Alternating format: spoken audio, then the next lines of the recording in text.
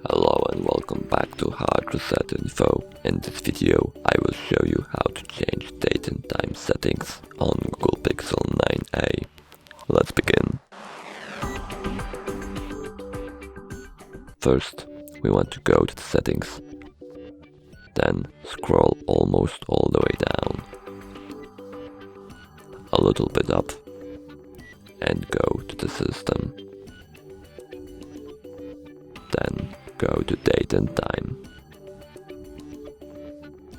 As you can see, we currently are far in the future. You can change that by clicking time. Or we can click OK and instead activate automatic date and time. This way we are back to the normal time, that being 2025. Or we can always disable this option, and we can now customize our current time whenever we want to. So we can click date in order to change the date, or we can change the time in order to change the time. We can also switch to 24-hour format if that's what we are preferring. So instead of 1 p.m.